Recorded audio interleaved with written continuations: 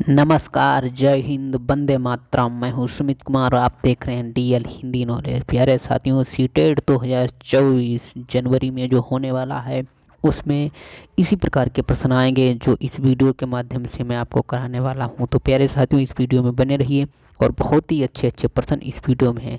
साथियों, वीडियो में आगे बढ़ने से पहले आपसे कहना चाहूँगा कि आप नए हैं तो हमारे चैनल को सब्सक्राइब जरूर कर लें और वीडियो को लाइक कर दें। तो आइए शुरू करते हैं। वादा करता हूँ कोई भी भाई कोई भी बहन इस वीडियो को देखेगा तो बहुत सारे ऐसे प्रश्न हैं सीटेट में आते हैं जो वो सही करके आएगा। हूबहू वही प्रश्न इस वीडियो में हैं जो एग्ज़ाम में पूछे गए हैं और आने वाले प्रश्न भी इस वीडियो में आप जान पाएंगे और सही करवाएंगे।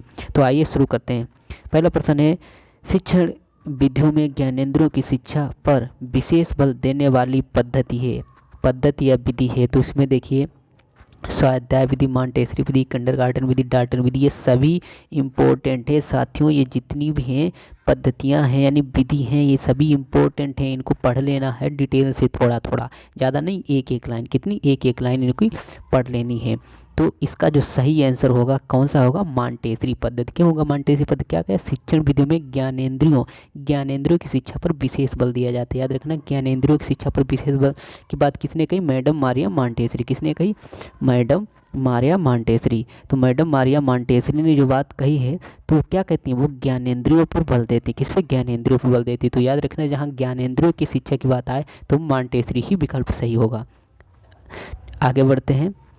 अगला प्रश्न है, बहुत ही अच्छा प्रश्न है साथियों। अगला प्रश्न है, मायरा पढ़ते समय कभी कभी वाक्यों शब्दों की पुनरावृत्ति करती है। इसका यह भाषाई व्यवहार दर्शाता है। क्या दर्शाता है साथियों? ये सीटेट में आया हुआ प्रश्न है। क्या है? ये सीटेट में आया हुआ प्रश्न है, यानी ये PYQ है। ये PYQ है। इसको अगर आप समझते हैं तो आपके चांसेस बन जाएंगे, ज़्यादा से ज़्यादा आप सही प्रश्न कर पाएंगे। साथियों, यहाँ पे लिखा हुआ है कि मायरा पढ़ते समय कभी कभी वाक्यों शब्दों की पुनरावृत्ति करती है। इसका यह भाषाई व्यवहार दर्शाता है। कौन है? मायरा जो है वो पढ़ते समय कभी कभी वाक्यों शब्दों की पुनरावृत्ति करती है। हम देखो प्रश्न को कई बार क्यों पढ़ रहे हैं? क्योंकि प्रश्न को पढ़ेंगे तो प्रश्न से ही उसका उत्तर मिल जाएगा। अब विकल्प की तरफ बढ़ते हैं। उसे पढ़ना बिल्कुल नहीं आता है, वह पढ़ने में ज़्यादा समय लेती है, वह समझ के साथ पढ़ने में कोशिश कर रही है, वह अटक अटक कर ही पढ़ सकती है। देखो, ही जैसा शब्द दिखा जाए सीटेट में तो विकल्प गलती होगा। और यहाँ देखो, ज़्यादा समय लेती है पढ़ने में, ऐसा कुछ नहीं कहता है सीटेट। और यहाँ देखो, बिल्कुल नहीं आता है, यानी उसे पढ़ना बिल्कुल नहीं। ऐसा कैसे हो सकता है? बिल्कुल नहीं आएगा तो वो पढ़ पाएगी? बिल्कुल नहीं। देखिए, ये प्रश्न कितना अच्छा बन रहा है। ये विकल्प यानी इस प्रश्न का उत्तर यही होगा, वह समझ के साथ पढ़ने की कोशिश कर रही है। बहुत ही बेहतरीन आंसर होगा इसका, यानी वह समझ के साथ पढ़ने की कोशिश कर रही है, तभी तो क्या कर रही है? वो शब्दों की पुनरावृत्ति कर रही है। इसीलिए इस प्रश्न का सही जो उत्तर होगा वो होगा सी। अब आगे बढ़ते हैं। अगला प्रश्न है, प्राचीन काल में पाठ्य पुस्तक के लिए किस शब्द का प्रचलन था? पाठ्य पुस्तक के लिए किस शब्द का प्रचलन था? तो ग्रंथ का था। किसका था? ग्रंथ का। वन लाइनर में इसे याद कर लीजिएगा। अगला प्रश्न है,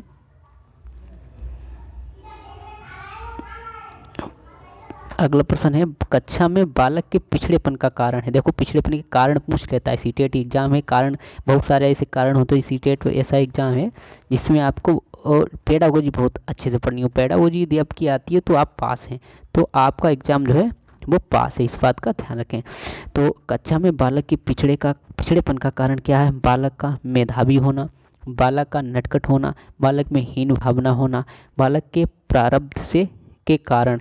तो देखिए, कह रहा कक्षा में बालक के पिछड़ेपन का कारण। कक्षा में पूछ रहा, कहाँ पूछ रहा? कक्षा में बालक के पिछड़ेपन का कारण। बालक का मेधावी होना, भाई मेधावी होगा तो पिछड़ेपन कहाँ होगा? बिल्कुल नहीं होगा। बालक का नटखट होना, भाई नटखट वही बालक होते हैं जो कुछ करना जानते हैं। बालक में हीन भावना होना, हीन भावना जिसमें होती है वही क्या होता है? पिछड़ेपन का कारण होता है। तो सही आंसर इसका हो जाएगा सी। आगे बढ़ते हैं। अगला प्रश्न है अच्छे मूल्यांकन की विशेषताएं। देखिए मूल्यांकन की विशेषताएं पूछेंगे तो याद रखना ये सीधे सीधे, अब सारे विकल्प नहीं पढ़ूंगा, इसका आंसर सीधे देखिए। यानी अच्छे मूल्यांकन की विशेषताएं क्या है? वैधता होनी चाहिए, विश्वसनीयता होनी चाहिए, वस्तुनिष्ठता होनी चाहिए, व्यापकता होनी चाहिए। तो इस प्रकार से इसकी अच्छे मूल्यांकन की विशेषताएं एक पेज में अच्छे से लिख लेना कि मूल्यांकन क्या है, मूल्यांकन की विशेषताएं क्या है। ये चीज़ आप लिख लेंगे तो 100% वादा करता हूँ कि सीटेट आप पास हो जाएंगे, सीटेट आप पास हो जाएंगे। सीटेट पास होने का मतलब है कि आपने जो इम्पोर्टेंट टॉपिक हैं उनको आपने लिख लिया है और रिवाइज कर लिया है। तो इसको रिवाइज करना है, ऐसे ही टॉपिक जो भी हैं उनको रिवाइज करना है। देखो अच्छे मूल्यांकन की विशेषताएं पूछनी है तो क्या होती है? वैधता होती है, विश्वसनीयता, वस्तुनिष्ठता और व्यापकता।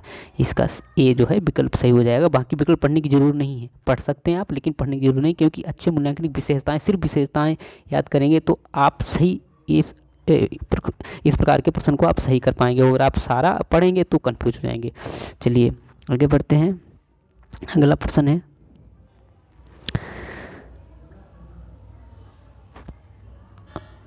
सेट हो जाओ भाई, सेट।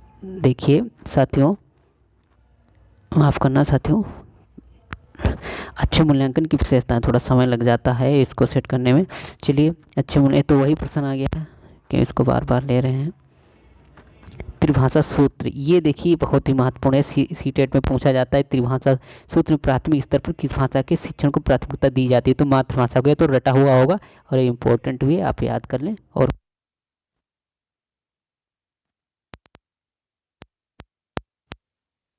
हिंदी भाषा के प्रति रुचि उत्पन्न करना यह उद्देश्य किसका? प्राथमिक स्तर के छात्रों के लिए, जूनियर स्तर के छात्रों के लिए, माध्यमिक स्तर के छात्रों के लिए कोई नहीं। तो प्राथमिक स्तर, आंख बीच के लगा दिए, प्राथमिक स्तर के छात्रों के लिए ये सही हो जाएगा। क्यों हो जाएगा? क्या कह रहा है? प्रति रुचि। प्रश्न क्या कह रहा है? प्रश्न को देखिए अच्छे से। प्रश्न कह रहा है हिंदी भाषा में, हिंदी भाषा के प्रति रुचि उत्पन्न करना यह उद्देश्य किसका है? प्राथमिक स्तर के। भाई प्राथमिक स्तर के छात्र होंगे वो हिंदी भाषा के प्रति रुचि उत्पन्न होगी तो ऑटोमेटिक जूनियर, माध्यमिक और इसमें भी पढ़ेंगे। लेकिन अगर प्राथमिक तो फिर आगे भी पढ़ना मुश्किल हो जाएगी, इसीलिए ये विकल्प इसका सही होगा। आगे बढ़ते हैं। अब देखो शिक्षण विधियाँ यहाँ पे दी हुई हैं कुछ, शिक्षण की यहाँ से 1 नंबर बन जाता है तो इनको भी एक बार देख लीजिए। शिक्षण की विधियाँ हैं निगमनात्मक तथा आगमनात्मक विधि, संश्लेषणात्मक तथा विश्लेषण विधि, विश्लेषणात्मक विधि, वस्तुनिष्ठ विधि, दृष्टांत विधि और कथन विधि एवं व्याख्यान विधि, करके सीखना और शोध विधि। तो इस प्रकार की विधियाँ हैं, ऐसे नज़र मार लेना है, इनको ध्यान रखना है।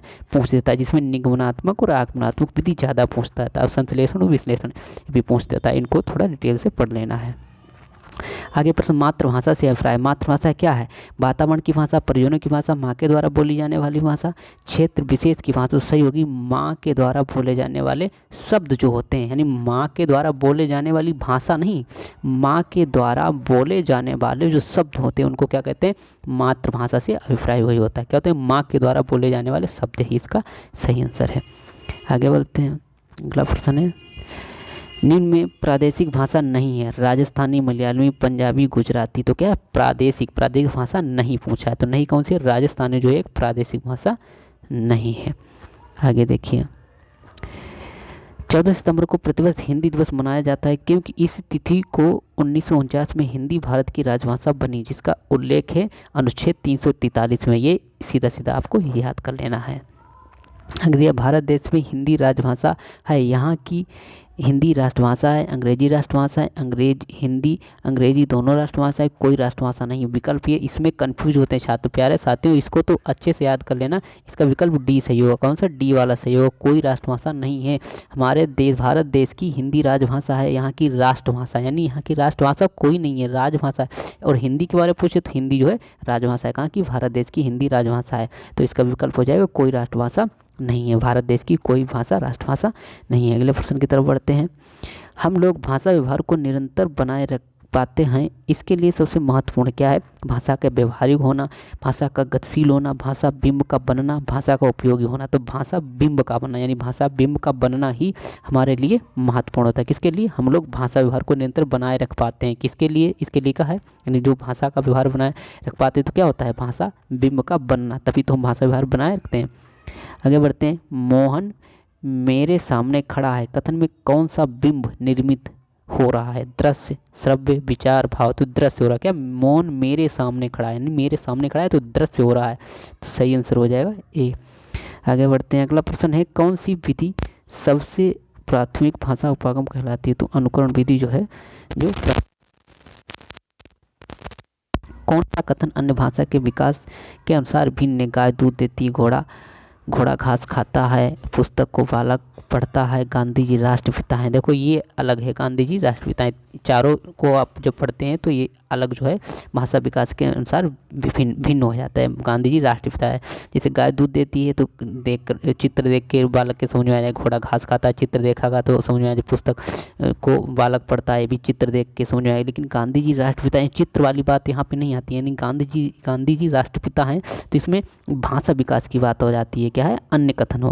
कौन सा कथन अन्य से भाषा विकास के अनुसार भिन्न है? तो भिन्न पूछा है तो ये गांधी जी राष्ट्रपिता हैं, ये अलग हो जाएगा।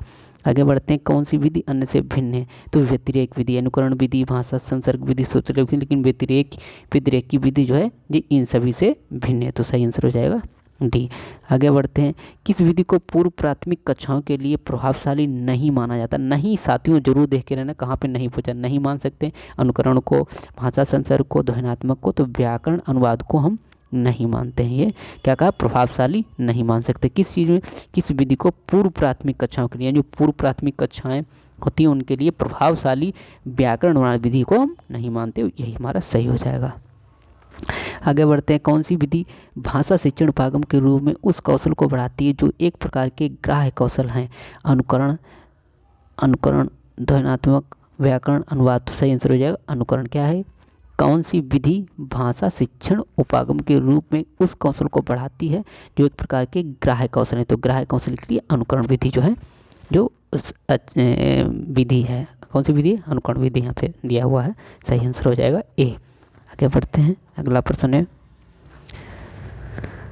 भाषा शिक्षण में जब एक शिक्षक किसी बालक को अन्य भाषा सिखाते समय वस्तु का सहयोग लेता है, क्योंकि इनमें प्रथम भाषा निषेधित होती है या विधि होगी?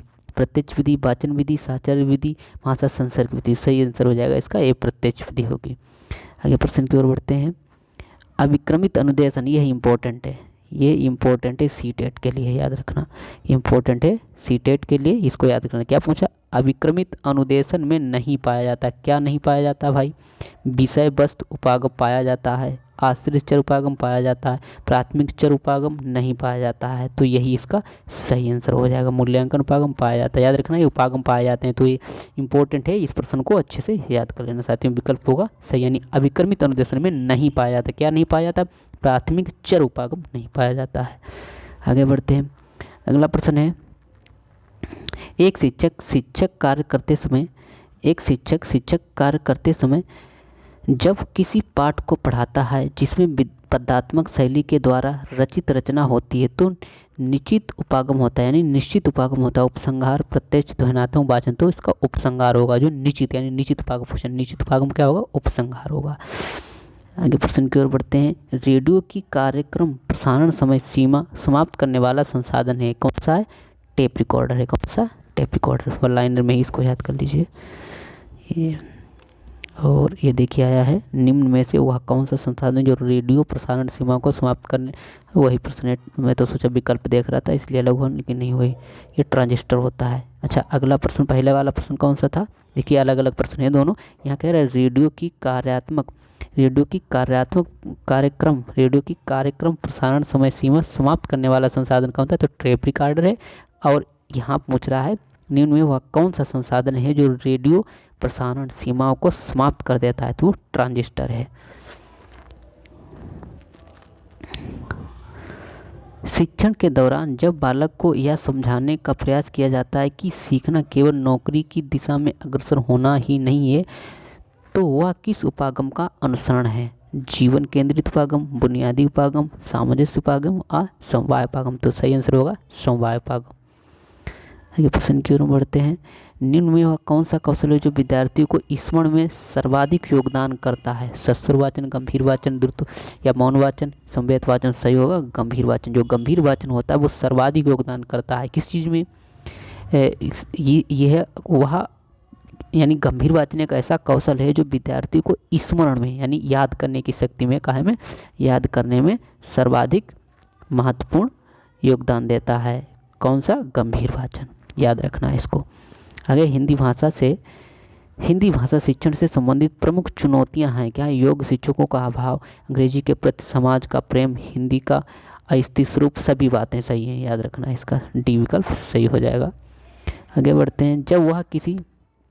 जब किसी ज्ञान को सतत या जीवंत रखना होता है तो वहाँ किस प्रकार के भाषा कौशल का योगदान होता है? प्राथमिक ग्राह्य कौशल, द्वितीयक ग्राह्य कौशल, प्राथमिक अभिव्यंजना कौशल, द्वितीयक अभिव्यंजना कौशल। तो सही आंसर हो जाएगा डी, द्वितीयक अभिव्यंजना कौशल। तो साथियों, आज इस वीडियो में बस इतना ही। ये वीडियो कैसा लगा जरूर कमेंट करके बताएं। प्यारे साथियों, बहुत अच्छे प्रश्न थे और ऐसे ही वीडियो में लाता रहूँगा और वादा करता हूँ सीटेट में आप अच्छे से पास होंगे और अच्छे स्कोर करेंगे। तो साथियों, आज के वीडियो में इतना ही। मिलेंगे नेक्स्ट वीडियो में। और अच्छा लगा है तो वीडियो लाइक जरूर कर दें। कोई प्रश्न है तो कमेंट करें। धन्यवाद।